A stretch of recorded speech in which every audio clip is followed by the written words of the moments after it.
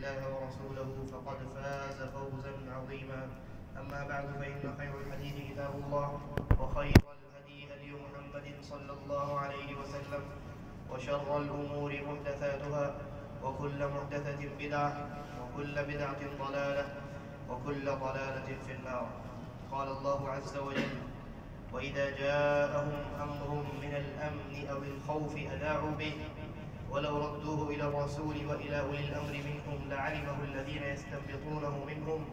ولولا فضل الله عليكم ورحمته لاتبعتم الشيطان إلا قليلا. ہر قسم کی حمد و ثنا، تعریف و توصیف، کبریائی اور بڑائی، عظمت و بزرگی اللہ وحدہ لا شریک کے لیے لائق و سزاوار ہے۔ درود و سلام نازل ہو تمام انبیاء کرام پر، بالخصوص نبی آخر الزمان جناب محمد رسول اللہ صلی اللہ علیہ وسلم پر، جنہیں اللہ تبارک و تعالیٰ نے شرک اور گمراہیوں کی تاریکیوں میں پورے توحید کے ساتھ محفوظ فرمایا، اور جن پر وحی الہی کے سلسلے کو ختم کیا اور آپ اپنی آخری شریعت اور اپنی ہدایات کو جن پر مکمل کیے۔ حضرات گرامی، بزرگوں، دوستوں اور خواتین اسلام، یہ زمانہ فتنوں کا زمانہ ہے۔ نبی اکرم صلی اللہ علیہ وسلم نے جس زمانے کے بارے میں اپنی زبان مبارک سے اپنی حیات مبارکہ میں پیشین گوئی فرما دی تھی، آپ نے فرمایا تھا کہ میری امت میں ایسا زمانہ آئے گا، ایسا وقت آئے گا کہ امت کے درمیان فتنے رات کی تاریکی کی طرح داخل ہو جائیں گے۔ یعنی جس طریقے سے انسان کو رات کی تاریکی میں کوئی چیز دکھائی نہیں دیتی، رات کی تاریکی میں انسان صحیح اور غلط کے درمیان فرق نہیں کر پاتا، یعنی سونے اور کھوٹے کے درمیان رات کی تاریکی میں، ظلمت میں، اندھیرے میں کیا انسان تمیز کر سکتا ہے؟ نہیں کر سکتا ہے، بلکہ اس کے لیے اس کو صبح کی روشنی کی ضرورت ہوتی ہے اور نور کی ضرورت ہوتی ہے۔ نبی اکرم صلی اللہ علیہ وسلم نے فرمایا کہ جو فتنے آئیں گے کقطع اللیل المظلم، رات جو انتہائی اندھیری ہوتی ہے، رات کا وہ حصہ کہ جس میں روشنی کا نام و نشان نہیں ہوتا، اندھیری رات کی طرح فتنے امت میں در آئیں گے۔ اور اس اندھیری رات میں جس طریقے سے انسان سونے اور کھوٹے کے درمیان تمیز بھول جاتا ہے، تمیز کھو دیتا ہے، اور انسان کے اندر جو فرق کرنے کی صلاحیت ہے وہ اندھیروں اور ظلمت کی وجہ سے ختم ہو جاتی ہے، اسی طریقے پر ان فتنوں کے زمانے میں لوگ صحیح اور غلط کے درمیان، حق اور باطل کے درمیان، توحید اور شرک کے درمیان، ہدایت اور گمراہی کے درمیان فرق نہیں کر سکیں گے، بلکہ یہ وہ زمانہ ہوگا کہ ہر عام و خاص ان فتنوں میں مبتلا نظر آئے گا، اور فتنوں کی سنگینی کی وجہ سے، فتنوں کی خطرناکی کی وجہ سے امت کے اندر گمراہیاں پیدا ہو جائیں گی۔ چنانچہ ایسے موقع پر نبی اکرم جناب محمد رسول اللہ صلی اللہ علیہ وسلم نے ہمیں اولاً تو اس بات کی تعلیم دی ہے کہ ہم ان فتنوں سے جتنا دور رہ سکتے ہیں رہیں۔ اللہ کے نبی صلی اللہ علیہ وسلم نے فرمایا کہ بیٹھنے والا، یہ چلنے والا جو ہے دوڑنے والے سے بہتر ہے، اور کھڑا رہنے والا دوڑنے اور چلنے والے سے بہتر ہے، اور بیٹھنے والا یہ کھڑے آدمی سے بہتر ہے۔ یعنی جو آدمی فتنے سے جتنا زیادہ قریب ہے وہ انسان گمراہی میں اتنا زیادہ مبتلا ہے، فتنے کا وہ انسان اس قدر شکار ہے۔ اور جو انسان فتنوں سے جتنا دور ہے، بعض روایات کے اندر اللہ کے نبی صلی اللہ علیہ وسلم کی حدیث بھی ہے اور بعض صحابہ کرام کا اثر بھی منقول ہے، انہوں نے فتنوں کے وقت الزم بیوتک کے الفاظ استعمال کیے ہیں، یعنی فتنوں کے وقت اپنے گھروں کو لازم پکڑو۔ جب امت میں فتنے پیدا ہو جائیں، شکوک و شبہات اور اشکالات رواج پا جائیں، تو ایسی صورتحال میں یہ تعلیم اولاً یہ دی گئی ہے کہ ہم فتنوں سے دور رہیں اور گھروں کو لازم پکڑیں۔ ہمارا تعلق گھروں اور جو ضروری مکانات ہیں، مقامات ہیں، مساجد ہیں، اور جہاں ہم تجارت و کاروبار کرتے ہیں بس وہیں تک ہو، اس سے زیادہ ہم بڑھنے کی کوشش نہ کریں، فتنوں سے جتنا زیادہ دور رہیں۔ اور اسی طریقے پر فتنوں سے دور رہنے میں صحابہ کرام کے زمانے میں سوشل میڈیا کا زمانہ نہیں تھا، تو انہوں نے اپنے گھروں کو لازم پکڑنے کا ہمیں حکم دیا ہے، یہ تلقین فرمائی ہے۔ آج حال یہ ہے کہ انسان چار دیواری کے درمیان بند ہو کر بھی پوری دنیا میں گھوم رہا ہوتا ہے، اور یہ سوشل میڈیا کے ذریعے سے پاسبل ہے، کہ انٹرنیٹ کے طریقے سے پاسبل ہے۔ لہذا فتنوں کے زمانے میں فتنوں سے دور رہنے کا یہ مطلب بھی اس زمانے میں ہے کہ آپ سوشل میڈیا سے بہت زیادہ دور رہیں، اس لیے کہ سوشل میڈیا یہ جو پلیٹ فارم ہے، یہ تواصل اجتماعی کا جو پلیٹ فارم ہے، جہاں ہر طرح کی چیزیں ہیں، ہر آدمی وہاں آزاد ہے اور ہر طرح کی چیزیں وہاں ڈال سکتا ہے، اگل سکتا ہے، وہاں شر بھی ہے، خیر بھی ہے، فائدہ بھی ہے، نقصان بھی ہے، ضلالت بھی ہے، گمراہی بھی ہے، ہر چیز ہے، حق بھی ہے، باطل بھی ہے۔ اور ایک عام انسان خاص کر کے فتنوں کے زمانے میں، فتنے جو ان تمام چیزوں کا فرق مٹا دیتے ہیں، انسان ان تمام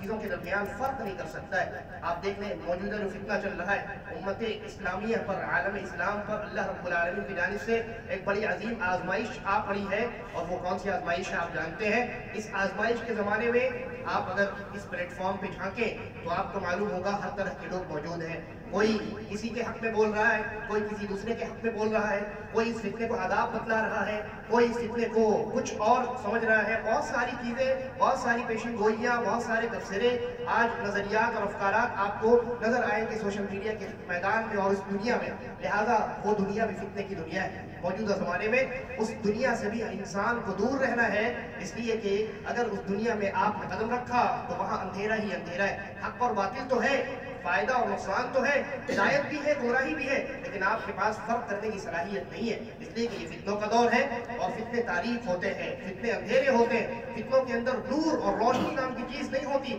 لہذا انسان گمراہی میں بآسانی مبتلا ہو سکتا ہے۔ اس لیے موجودہ زمانے میں، اس زمانے میں صحابہ کرام نے یہ تلقین فرمائی، رسول اللہ صلی اللہ علیہ وسلم نے ہمیں یہ حکم دیا کہ فتنوں کے زمانے میں ہم دور رہیں، گھروں کے اندر محصور رہیں، اور آج رسول اللہ صلی اللہ علیہ وسلم کی اس تعلیم کا مطلب یہ ہے کہ ہم سوشل میڈیا سے بھی دور رہیں، ہم انٹرنیٹ کے پلیٹ فارم سے بھی جتنا زیادہ دور رہ سکتے ہیں رہیں، اور یہ پہلا کام تو کرنے کے لیے ہوا، اور دوسرا یہ ہے کہ ہم اپنا تعلق ان لوگوں سے بنائیں،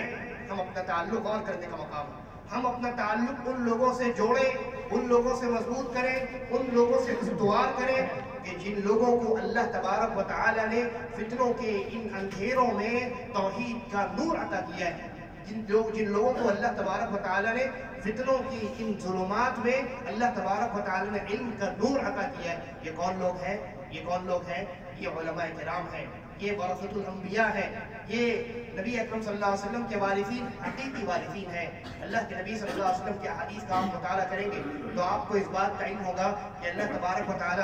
امت کے درمیان سے علم جو ہے، وہ علم جس کی بنیاد پر انسان جنت کا راستہ پہچان پاتا ہے، اور وہ علم جس کی وجہ سے انسان جہنم اور گمراہی کے ضلالت کے راستوں سے واقف ہو کر ان سے بچ پاتا ہے، اس علم کو اللہ تبارک و تعالی کیسے اٹھائے گا؟ کیا ایسے اٹھائے گا کہ تمام کتابیں مسخ کر دی جائیں گی؟ کیا ایسے اٹھائے گا کہ تمام حروف مٹا دیے جائیں گے؟ جی نہیں، بلکہ نبی اکرم جناب محمد رسول اللہ صلی اللہ علیہ وسلم نے ارشاد فرمایا، ان اللہ لا يقبض العلم انتزاعا ينتزعه من العباد، اللہ تبارک و تعالی علم کو اپنے بندوں سے اچانک نہیں اٹھائے گا۔ اللہ تبارک و تعالی اپنے بندوں کو، اپنے علم کو، اللہ تبارک و تعالی علم کو اپنے بندوں کے درمیان سے اچانک نہیں اٹھائے گا، بلکہ کیسے اٹھائے گا؟ وَلَٰكِنْ يَقْبِضُ الْعُلَمَاءَ، او کما قال علیہ الصلاۃ والسلام، اللہ تبارک و تعالی علماء کی روح قبض کر لے گا، علماء کو اپنے پاس بلا لے گا، امت علماء سے خالی ہو جائے گی اور ان کی رہنمائی سے امت محروم ہو جائے گی، تو یہ ہوگا کہ علم جو ہے وہ ختم ہو جائے گا، اور علم کی روشنی جس سے امت ہدایت حاصل کرتی تھی وہ روشنی بجھا دی جائے گی۔ اس کے بعد نبی اکرم صلی اللہ علیہ وسلم نے فرمایا کہ پھر زمانہ ایسا آئے گا کہ لوگ جاہلوں کو اپنا رئیس بنائیں گے، جاہلوں کو اپنا پیشوا بنائیں گے، جاہلوں کے پاس جا کر اپنے مسائل ڈسکس کریں گے، ان سے مسائل پوچھیں گے۔ یہ زمانہ ایسا ہی ہے، لوگ انٹرنیٹ کھولتے ہیں، یوٹیوب کھولتے ہیں، اپنے مسئلے کو وہاں سرچ کرتے ہیں، اپنے مسئلے کو علماء کے پاس آ کر بیٹھ کر پوچھنے کے بجائے یوٹیوب پر سرچ کرتے ہیں۔ سب سے پہلا کام یہ ہوتا ہے کچھ نیک لوگ ایسے ہوتے ہیں جو دونوں کام کرتے ہیں، وہاں بھی سرچ کرتے ہیں، علماء کے پاس بھی آتے ہیں، لیکن اکثریت ایسے لوگوں کی ہے جو وہیں سرچ کرتے ہیں اور ان کو کوئی بھی کلپ مل گیا، کوئی بھی بیان مل گیا جو ان کے مطابق ہو اور جو ان کو اچھا لگے، جو کسی معروف شخصیت کا ہو، بس اس پر عمل کرنا شروع کر دیتے ہیں۔ نبی اکرم صلی اللہ علیہ وسلم نے فرمایا کہ زمانہ ایسا آئے گا کہ جب لوگ جاہلوں کو اپنا رئیس بنا لیں گے۔ اتخذ الناس رؤوسا جہالا، جاہلوں سے کیا مراد ہے؟ آپ کیا سمجھتے ہیں؟ جاہلوں کا مطلب یہ ہے کہ وہ آدمی دنیاوی معلومات نہیں رکھے گا؟ کیا وہ دنیاوی جو علوم ہے اور فنون ہے ان سے واقفیت نہیں رکھے گا، اسی کو جاہل کہا گیا؟ جی نہیں، جاہل کا مطلب یہ ہے کہ ایک آدمی جو انجینئر ہو سکتا ہے، ایک آدمی جو ڈاکٹر ہو سکتا ہے، ایک آدمی جو وکیل ہو سکتا ہے، ایک آدمی جو P H D degree holder ہو سکتا ہے، ایک آدمی جو بہت بڑا ماہر انسان ہو سکتا ہے، کوئی سائنٹسٹ ہو سکتا ہے، لیکن جاہل اس کی جو صفت بیان کی گئی ہے وہ دین کے اعتبار سے ہے۔ دینی اعتبار سے وہ انسان جاہل ہوگا، دنیاوی اعتبار سے بہت بڑا ماہر آدمی ہوگا، بہت بڑی کمپنی کے اعلیٰ پوسٹ پر فائز ہوگا، لیکن دینی اعتبار سے وہ انسان جاہل ہوگا۔ دینی معاملات میں اس کو رسوخ، اس کے اندر پختگی نہیں ہوگی، اس کا تعلق دینی علوم و فنون سے نہیں ہوگا، وہ انسان ایسا ہوگا اس کو لوگ بہت بڑا عالم سمجھیں گے، وہ اس کو پھر اپنا رئیس بنائیں گے، اس کو اپنا پیشوا، اپنا رہنما تصور کریں گے اور ان سے مسئلہ پوچھیں گے۔ آپ دیکھیے آج جب لوگوں کو یہ بتایا جاتا ہے کہ آپ اپنا تعلق علماء سے بنائیں، اور جو دنیاوی لوگ ہیں، دنیاوی ڈگری ہولڈرز ہیں، آپ ان سے دور رہیں، تو وہ یہ کہا جاتا ہے کہ بھائی وہ جاہل ہے، تو کا جواب دیا جاتا ہے وہ کیسے جاہل ہے؟ اس نے انجینئرنگ کی ڈگری حاصل کی ہے، اس نے ڈاکٹریٹ کی ڈگری حاصل کی ہے، یہ کیا ہے، وہ کیا ہے۔ ہم کہتے ہیں دنیا میں بہت بڑا عالم ہے وہ دنیاوی اعتبار سے، لیکن نبی اکرم صلی اللہ علیہ وسلم نے یہاں دنیاوی علم کی بات ہی نہیں کی ہے، یہاں دینی علم کی بات ہو رہی ہے، اور دینی علم ہی اصل علم ہے، دینی علم ہی اصل علم ہے، اسی کی بنیاد پر آپ نجات حاصل کر سکتے ہیں۔ عبادت کا راستہ اسی دینی علم سے حاصل کیا جاتا ہے، سمجھا اور واقفیت حاصل کی جاتی ہے۔ دنیاوی علوم کے لیے آپ کو دینی علم سے جڑنے کی ضرورت نہیں ہے۔ بہرحال تو نبی اکرم صلی اللہ علیہ وسلم نے فرمایا کہ وہ زمانہ جب آئے گا تو لوگ جاہلوں کو اپنا رئیس بنا لیں گے، جاہلوں کو اپنا پیشوا بنائیں گے، اور کیا کریں گے؟ فَسُئِلُوا، ان جاہلوں سے پوچھا جائے گا، سوال پوچھا جائے گا، بڑے بڑے معاملات میں ان کو کلام کرنے کا یعنی مکلف بنایا جائے گا، بڑے بڑے اسٹیجز لگا کر کے ان لوگوں کو مدعو کیا جائے گا، اور یہ کہا جائے گا فلاں معاملے میں آپ کی کیا رائے ہے، فلاں معاملے میں آپ کی کیا رائے ہے، فلسطینیوں کو کیا کرنا چاہیے، مسلمانوں کو کیا کرنا چاہیے، کیسے کیا کرنا چاہیے، ان کو وہاں جا کر کے کیسے ان کے ساتھ کھڑے ہونا چاہیے، اور بہت سارے ایسے الفاظ ہیں جو میں استعمال نہیں کر سکتا ابھی فی الحال، اشارہ میرا آپ سمجھ رہے ہیں۔ تو یہ ان لوگوں سے ان کی رائے پوچھی جائے گی جب کبھی وہ اس کے اہل نہیں ہے، انہوں نے کبھی اس مسئلے پر کبھی کوئی ایک چھوٹی سی کتاب بھی نہیں پڑھی ہے، اور ان مسائل میں بڑے بڑے یعنی امت کے بڑے بڑے مسائل میں ان سے پوچھا جائے گا، لیکن بڑے بڑے اسٹیجز پر ان کو مدعو کیا جائے گا اور ان سے یہ پوچھا جائے گا آپ کی کیا رائے ہے فلاں مسئلے میں، آپ کیا کہتے ہیں، حالانکہ ان کے رائے کی ذرہ برابر بھی شریعت کی نظر میں کوئی حیثیت نہیں، اس لیے کہ ان کا تعلق شرعی علوم سے نہیں ہے، ان کا تعلق شرعی علوم اور فنون سے ہرگز نہیں ہے، انہوں نے علم کو حاصل کرنے میں شریعت سے جڑنے میں ایک لمبا عرصہ نہیں گزارا ہے۔ اس مسئلے میں جس مسئلے میں اس سے پوچھا جا رہا ہے موجودہ صورتحال میں بطور خاص اس مسئلے پر ایک معمولی سی کتاب بھی اس نے نہیں پڑھی ہے، بس اس نے وہ یوٹیوب کھولا ہے، 2-3 یوٹیوبرز کے ویڈیوز دیکھے ہیں، اس نے اپنا ایک پوائنٹ آف ویو بنا لیا، ایک اپنا موٹیو بنا لیا اور ایک اپنا اسٹینڈ اس نے بنا لیا، اب اسٹیج پر جب اس سے پوچھا جاتا ہے تو اسی اسٹینڈ کو وہ لوگوں کے سامنے بیان کرتا ہے۔ تو اللہ کے نبی صلی اللہ علیہ وسلم نے فرمایا فَسُئِلُوا فَأَفْتَوْا بِغَيْرِ عِلْمٍ، تو جب ان سے پوچھا جائے گا تو کیا وہ خاموشی اختیار کریں گے؟ خاموشی نہیں اختیار کریں گے۔ علماء جو ہوتے ہیں نا، علماء کو اگر کسی علم کسی بات کے بارے میں علم نہ ہو تو وہ کہتے ہیں لا ادری، میں نہیں جانتا۔ حضرت عمر بن الخطاب رضی اللہ عنہ سے مروی ہے، وہ فرماتے ہیں کہ انسان کا ان چیزوں میں جن کے بارے میں وہ علم نہیں رکھتا ہے، لا ادری یعنی میں نہیں جانتا، یہ جملہ کہنا یہی آدھا علم ہے، یہ آدھا علم ہے۔ اس آدمی کو کم سے کم اتنا تو علم ہے نا کہ مجھے اس معاملے میں علم نہیں ہے۔ تو اللہ کے نبی صلی اللہ علیہ وسلم نے فرمایا کہ وہ آدمی، وہ لوگ جن کو جو جاہل ہوں گے شرعی اعتبار سے اور ان کو اپنا پیشوا بنا لیا جائے گا، ان سے جب سوال کیا جائے گا تو وہ لا ادری نہیں کہیں گے، وہ لا ادری نہیں کہیں گے۔ بڑے بڑے علماء کو میں نے خود دیکھا ہے، مسجد نبوی کے مدرس ہیں، 40 سال سے درس دے رہے تھے، ابھی شیخ نے صحت کی وجہ سے معذرت کر لی ہے، فضیلت الشیخ عبد المحسن العباد حفظہ اللہ، ان کے فرزند جو ہے شیخ عبد الرزاق البدر حفظہ اللہ، دونوں باپ بیٹے عالم ہیں، اور شیخ عبد المحسن العباد حفظہ اللہ بہت بڑے عالم ہیں، وہ 80 کے تقریباً قریب پہنچ چکے ہیں، نابینا ہو چکے ہیں، 40 سال سے مسجد نبوی میں درس دے رہے تھے۔ جامعہ اسلامیہ مدینہ منورہ میں سب سے پہلا درس شیخ عبد المحسن العباد حفظہ اللہ نے دیا تھا۔ بڑے بڑے دکاترہ اور بڑے بڑے اساتذہ ان کے شاگرد ہیں، ان کے دروس میں بیٹھتے ہیں۔ میں نے خود اپنی آنکھوں سے مسجد نبوی کے ائمہ کو ان کے دروس میں بیٹھتے ہوئے دیکھا ہے، لیکن ساتھ میں یہ بھی دیکھا ہے کہ ان سے بہت سارے مسائل پوچھے گئے، بلکہ یہ مبالغہ نہیں ہے، اگر ان سے 20 مسائل پوچھے گئے تو 10 سے زائد مسائل انہوں نے لا ادری کہا ہے، میں نہیں جانتا، کسی اور سے پوچھ لو، میرا اس معاملے میں علم تھوڑا کم ہے، یا میں جواب صحیح طریقے سے نہیں دے سکتا، احتیاط کی وجہ سے انہیں علم کی اہمیت کا اندازہ ہے، اور علم کی یہ جو علم جو ہے وہ اتنا نازک معاملہ ہے، علم کے متعلق گفتگو کرنا، مسائل امت کے درمیان بیان کرنا، کیونکہ ان کے مسئلے کو لیا جائے گا، پھر اس سے ہدایت حاصل کی جائے گی، لوگوں کے درمیان پھیلایا جائے گا، مسلمانوں کی رہنمائی کی جائے گی، لہذا وہ اپنی ذمہ داری سے واقف ہوتے ہیں۔ لیکن یہ لوگ جو فتنے کے زمانے میں ظاہر ہوں گے اور علم اٹھا لیا جائے گا، یہ لا ادری کہنا نہیں جانتے ہوں گے۔ اللہ کے نبی صلی اللہ علیہ وسلم نے فرمایا فَسُئِلُوا فَأَفْتَوْا، وہ علم کے بغیر علم وہ بغیر علم کے فتویٰ دیں گے، خاموشی اختیار نہیں کریں گے۔ آپ دیکھ لیجئے ایسے جتنے لوگ سوشل میڈیا کی دنیا میں موجود ہیں، وہ کبھی لا ادری کہتے ہوئے آپ کو دکھائی نہیں دیں گے۔ ہر مسئلے کے متعلق ان کا اپنا اسٹینڈ ضرور ہوگا، وہ ایک نظریہ ضرور پیش کریں گے، بلکہ اس کو تھوپنے کی کوشش کریں گے اور یہ سمجھائیں گے، یہ باور کرائیں گے کہ میرا یہ موقف اور میرا اسٹینڈ یہی صحیح ہے، باقی جتنے علماء جو کچھ بک رہے ہیں وہ سب جو ہے وہ حکومت کے علماء ہیں اور یہ اور وہ بہرحال۔ تو اللہ کے نبی صلی اللہ علیہ وسلم نے فرمایا فَأَفْتَوْا بِغَيْرِ عِلْمٍ، وہ بغیر علم کے فتویٰ دیں گے، فَضَلُّوا وَأَضَلُّوا، دونوں باتیں اللہ کے نبی نے بیان فرمائی۔ وہ خود بھی گمراہ ہوں گے، ایسا نہیں ہے کہ وہ ایک دم صراط مستقیم پہ ہوں گے، دوسرے لوگ خالی گمراہ ہو جائیں گے، یا وہ آدمی خالی گمراہ رہے گا، باقی لوگ جو ہے وہ ہدایت پا جائیں گے، بلکہ اس کے فتنے کی وجہ سے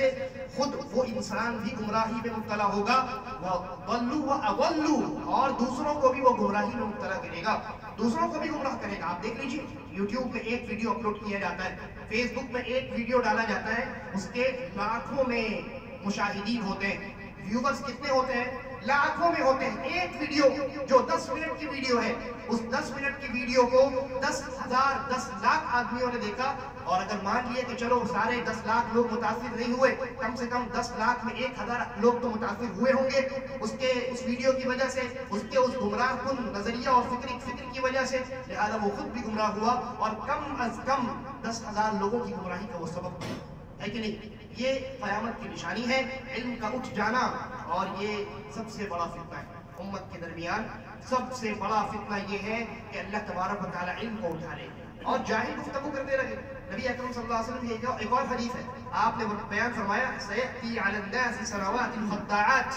سَيَأْتِي عَلَى النَّاسِ سَنَوَاتُ الْخَدَّاعَاتِ، کہ لوگوں کے اوپر، میرے امت کے لوگوں کے اوپر ایسے زمانے آئیں گے جو دھوکہ دہی والے زمانے ہوں گے، ایسے زمانے آئیں گے جو دھوکہ دہی والے زمانے ہوں گے، اور اس میں کیا ہوگا؟ اس میں یہ ہوگا کہ سچ بولنے والے آدمی کو جھوٹا بتایا جائے گا، اور جھوٹے لوگوں کو سچا تصور کیا جائے گا،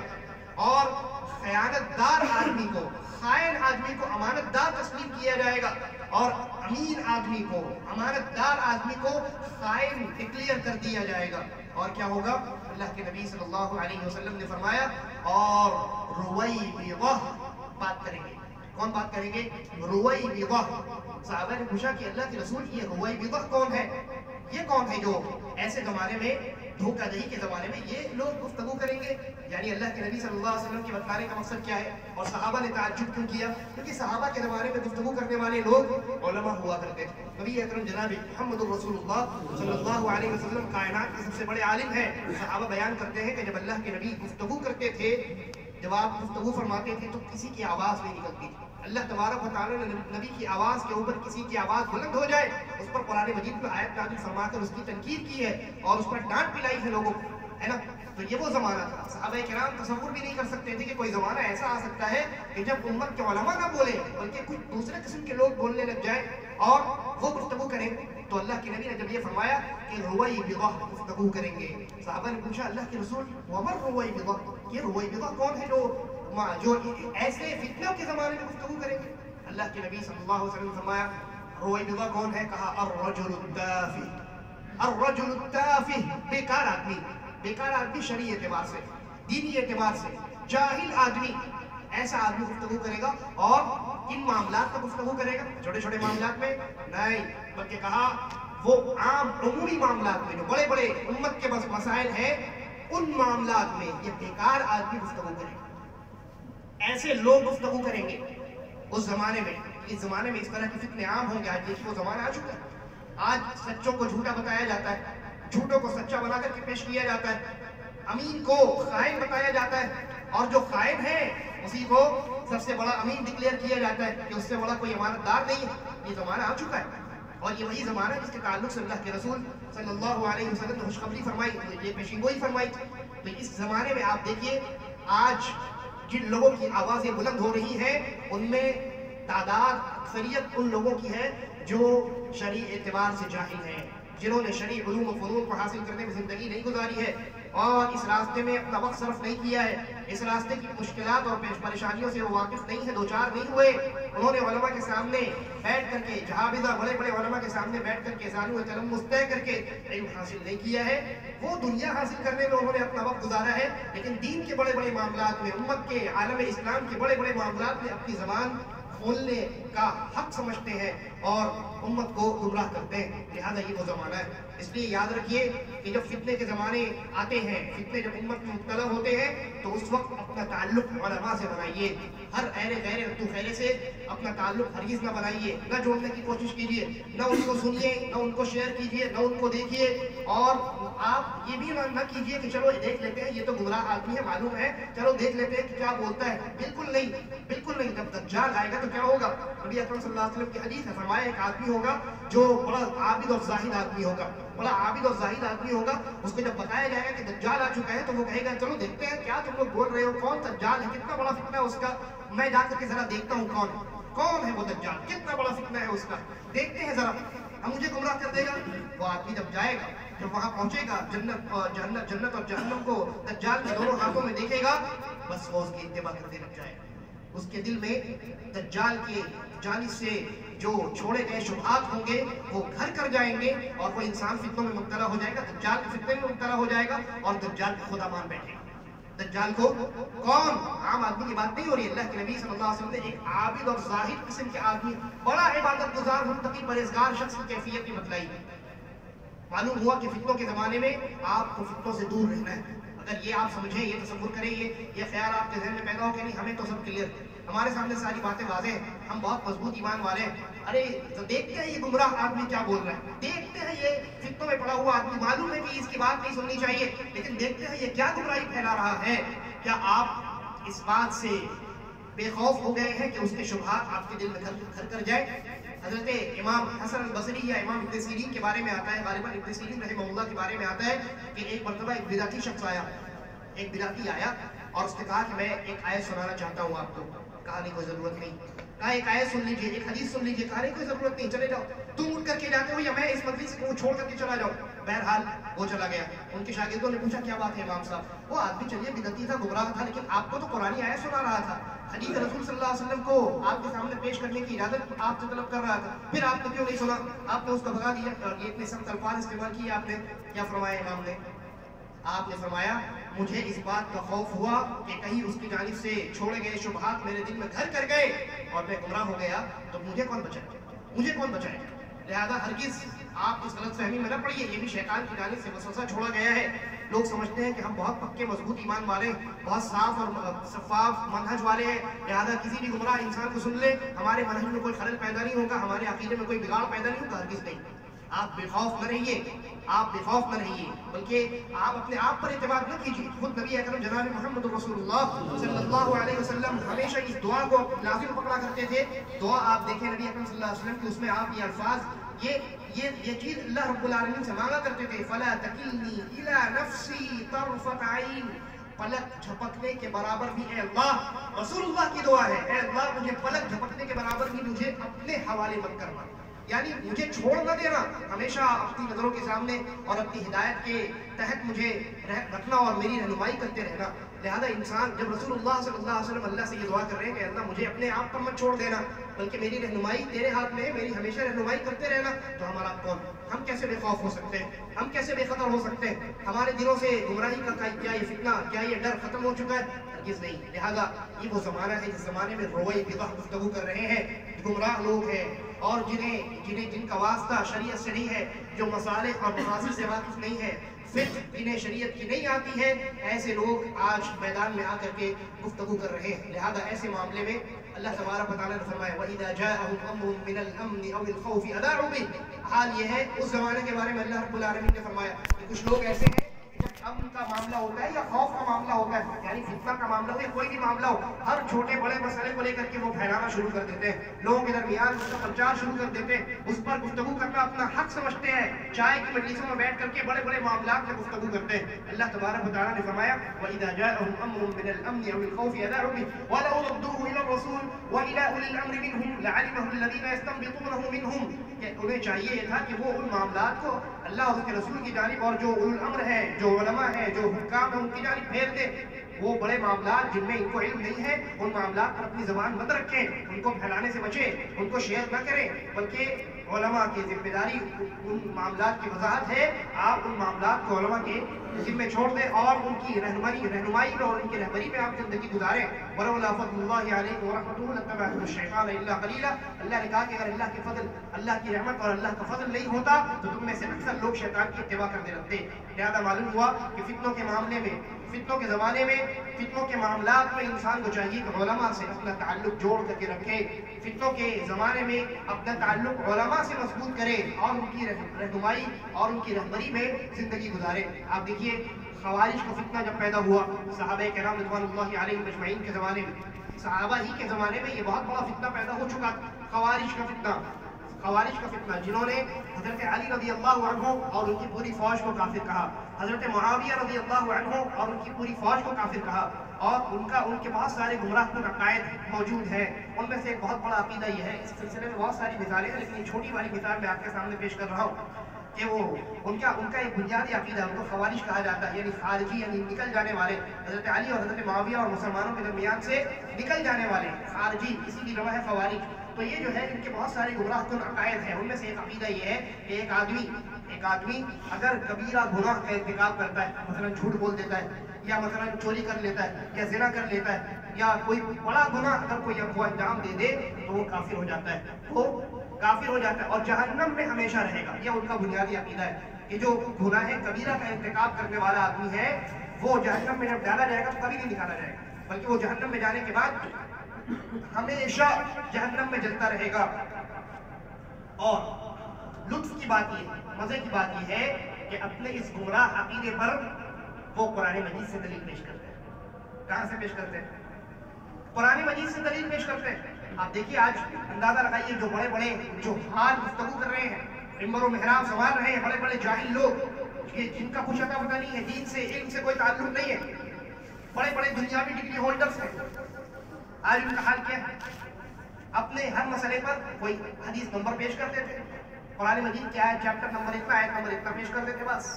کیا اتنا کافی ہے؟ اگر اتنا کافی ہوتا تو خوارج گمراہ کیوں ہوتے؟ جتنے گمراہ فرقے سب اپنے اپنے عقیدے پر قرآن سے دلیل پیش کرتے ہیں، حدیث سے دلیل پیش کرتے ہیں۔ تو ان خوارج نے معلوم ہے اس عقیدے پر قرآن سے دلیل پیش کی ہے۔ کون سی آیت؟ کہا اللہ تبارک و تعالیٰ نے فرمایا کلما ارادوا ان یخرجوا منها اعیدوا فیہا، کہ جب یہ جہنم سے نکلنے کی کوشش کریں گے تو ان کو واپس لوٹا دیا جائے گا، وقیل لهم ذوقوا عذاب النار، اور کہا جائے گا جہنم کا عذاب چکھو، آپ کا عذاب چکھو۔ یہ آیت بتلاتی ہے جہنم میں جو چلا گیا وہ نکل نہیں سکے گا، اگر نکلنے کی کوشش کرے گا تو واپس لوٹا دیا جائے گا۔ کہ اپنے عقیدے پر انہوں نے دلیل پیش کی ہے کہ جو گناہ کبیرہ کا ارتکاب کرنے والا آدمی ہے جب جہنم میں داخل کیا جائے گا تو نکلے گا نہیں، اگر نکلنے کی کوشش بھی کرے گا تو واپس لوٹا دیا جائے گا۔ تو یہ انہوں نے اس گمراہ عقیدے پر قرآن مجید سے دلیل پیش کی۔ اسی عقیدے کے ایک حامل شخص ہیں، ان کا نام ہے یزید الفقیر، صحیح مسلم کی روایت ہے، یزید الفقیر رحمہ اللہ تابعی۔ تو یہ خوارج کے اس گمراہ عقیدے سے متاثر ہو چکے تھے اور خود اپنے بارے میں یہ کہتے ہیں کہ مجھے یہ عقیدہ بہت پسند آیا، یہ قرآن سے دلیل پیش کر دی گئی نا، قرآن سے دلیل پیش کر دی گئی، اسی لیے گمراہ لوگوں سے دور رہنے کا حکم دیا جاتا ہے۔ وہ اس طریقے سے تابعی ہیں، صحابہ کے شاگرد، وہ بھی مبتلا ہو گئے۔ تو انہوں نے کہا کہ یہ جو ہے مجھے بڑا پسند آیا یہ عقیدہ ان کا، لیکن ایک مرتبہ میں مدینہ پہنچا حج کرنے کے لیے، تو وہاں دیکھا کہ مدینہ کے مسجد نبوی میں جو کھمبے ہیں ان میں سے ایک کھمبے میں ایک صحابی بیٹھے ہیں حضرت جابر بن عبداللہ رضی اللہ عنہ، اور وہ لوگوں کو درس دے رہے ہیں، اور ان کے درس میں یہ گفتگو ہو رہی ہے کہ اللہ تبارک و تعالیٰ اہل کبائر کو، کبیرہ گناہوں کے مرتکب لوگوں کو جہنم میں ڈالنے کے بعد ان کی سزا جب مکمل ہو جائے گی یا بعض شفاعتوں کی وجہ سے، رسول اللہ اور دیگر ایمان والوں کی شفاعت کی وجہ سے اللہ تبارک و تعالیٰ ان کو نکال کر کے جنت میں داخل کرے گا۔ تو انہوں نے اعتراض کر دیا، یزید الفقیر خود کہتے ہیں کہ میں نے اعتراض کیا، کہا اللہ کے رسول کے صحابی آپ یہ کیا گفتگو کر رہے ہیں؟ اللہ نے تو قرآن میں کہا ہے کلما ارادوا ان یخرجوا منها اعیدوا فیها، کہ جب ان کو جہنم سے جب وہ نکلنا چاہیں گے تو واپس لوٹا دیا جائے گا، اور آپ کہہ رہے ہیں کہ وہ سزا بھگتنے کے بعد واپس لوٹ کے نکلیں گے اور جنت کے اندر داخل کیے جائیں گے۔ حضرت جابر بن عبداللہ رضی اللہ عنہ نے جواب دیا، کہا کہ کیا تم قرآن پڑھتے ہو؟ کہا ہاں قرآن پڑھتا ہوں۔ کہا قرآن میں رسول اللہ صلی اللہ علیہ وسلم کے مقام محمود کا تذکرہ پڑھا ہے کہ نہیں پڑھا ہے؟ کہا ہاں پڑھا ہے، معلوم ہے، جانتا ہوں، مقام محمود کے بارے میں جانتا ہوں۔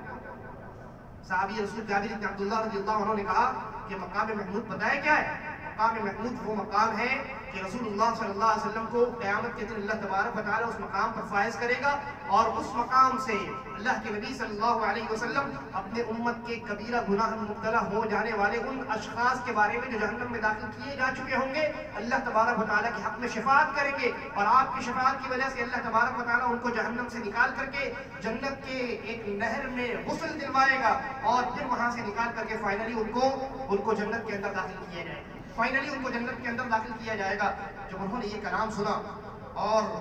وہ ان کو یہ بات سمجھ میں آئی کہ یہ جو آیت ہے کلما ارادوا ان یخرجوا منها اعیدوا فیها، کہ جہنم سے نکلنے کی کوشش کریں گے تو لوٹا دیا جائے گا، یہ مسلمانوں کے بارے میں نہیں ہے، گناہ کبیرہ کے ارتکاب کرنے والوں کے بارے میں نہیں ہے، یہ مشرکوں کافروں کے بارے میں ہے، منافقوں ملحدوں کے بارے میں ہے، مسلمانوں میں سے گناہگار اشخاص کے بارے میں نہیں ہے۔ تو ان کا عقیدہ صاف ہو گیا۔ وہ کہتے ہیں جب میں نے اللہ کے رسول کے اس صحابی سے یہ بات سنی، یہ گفتگو سنی، تو میں نے اپنے اس عقیدے سے رجوع کر لیا، اور ہم میں سے جتنے شخص وہاں موجود تھے، یعنی ہمارے ساتھ جتنے لوگ حج کرنے گئے تھے اور جو ایک گمراہ عقیدے کے سے متاثر ہو چکے تھے، ان تمام لوگوں نے رجوع کر لیا۔ ایک آدمی بھی ایسا نہیں بچا جس نے اس عقیدے پر رہ کر کے وہاں سے یعنی اپنے گھر رخصت ہوا ہو۔ لہذا آپ دیکھیے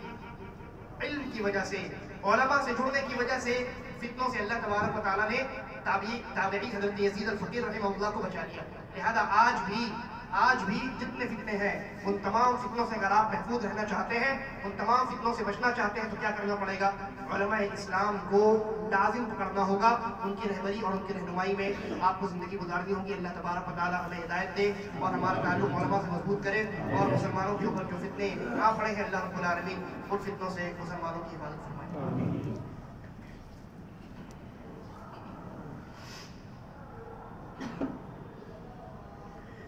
إن الحمد لله نحمده ونستعينه ونستغفره ونعوذ بالله من شرور أنفسنا ومن سيئات أعمالنا، من يهده الله فلا مضل له ومن يضلل فلا هادي له، وأشهد أن لا إله إلا الله وحده لا شريك له، وأشهد أن محمدا عبده ورسوله۔ مسلمانوں کے اوپر جو ظلم ہو رہا ہے، فی الحال ہمارے مقدر میں یا ہماری استطاعت میں صرف یہ ہے کہ ہم دعا کر سکتے ہیں، لہذا کثرت کے ساتھ ہمیں فلسطین کے مسلمانوں کے لیے عمومی طور پہ اور خصوصی طور پہ اور عمومی طور پہ تمام اہل اسلام کے لیے دعا کرنا چاہیے۔ جمعہ کا یہ وہ دن ہے کہ جس دن اللہ تبارک و تعالیٰ نے دعا کی قبولیت کا وعدہ کیا ہے، بالخصوص عصر کے آخری وقت میں، یعنی مغرب سے تقریباً آدھا پون گھنٹہ پہلے وہ جو وقت ہوتا ہے، عصر کا آخری وقت ہوتا ہے، اس وقت سے لے کر کے مغرب کے شروع ہونے تک یہ دعا کا وقت ہوتا ہے۔ لہذا اس وقت کو اور جیسے دیگر اوقات کو جن میں دعا قبول کی جاتی ہے، ہمیں ان اوقات کو غنیمت جانتے ہوئے ان میں اہل فلسطین کے لیے کم از کم دعا کرنی چاہیے، کیونکہ ہم اور کچھ نہیں کر سکتے، ہمارے بس میں صرف اور صرف دعا کرنا ہے، یا ہم مالی مدد اگر پہنچا سکتے ہیں تو ضرور پہنچانے کی کوشش کریں۔ لہذا آج دعا کا دن ہے، اور آج بھی ہم اللہ تبارک و تعالیٰ سے اس وقت بھی ہم دعا کرتے ہیں کہ اللہ تو اہل فلسطین کی حفاظت فرما اور ان کی نصرت اور تعین فرما،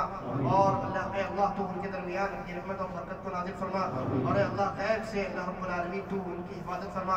اے اللہ ہمارے ذمے ہماری استطاعت میں سوائے دعا کے اور کچھ نہیں ہے، اور ہمارا ہتھیار صرف دعا ہے، اور تو دعاؤں کو قبول کرنے والا ہے۔ اے اللہ تو ہماری دعاؤں کو سن لے ہماری دعاؤں کو شرف قبولیت بخش، اور اہل فلسطین کی خصوصی طور پہ اور اہل اسلام کے عمومی طور پہ اللہ تو نصرت و تائید فرما، اور جو ملعون یہودی غاصب ہے اے اللہ تو انہیں ہلاک و برباد کر دے، انہیں نیست و نابود کر دے، اے اللہ تو ان کی سخت پکڑ فرما، اے اللہ تو ان پر اپنا عذاب اور اپنا غصہ نازل فرما، اے اللہ ان کے ناپاک ارادوں کو تو ناکام کر دے، اور اے اللہ مسلمانوں کے اندر، مسلمانوں کی صفوں میں اتحاد پیدا فرما اور قوت پیدا فرما، اور مسلمانوں کو متحد ہونے کی توفیق بخش، آمین۔ عباد اللہ رحمکم اللہ، ان اللہ یأمرکم بالعدل والإحسان وإيتاء ذی القربى وینہی عن الفحشاء والمنکر والبغی یعظکم لعلکم تذکرون، اذکروا اللہ یذکرکم وادعوہ یستجب لکم ولذکر اللہ اکبر واللہ یعلم ما تصنعون۔ سفید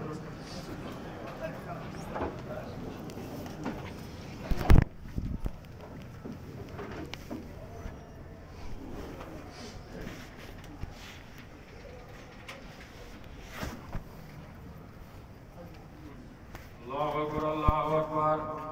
لا الہ الا اللہ، اشہد ان محمد رسول اللہ، حی علی الصلاۃ حی علی الفلاح، قامت الصلاۃ قامت الصلاۃ، اللہ اکبر اللہ اکبر، لا الہ الا اللہ۔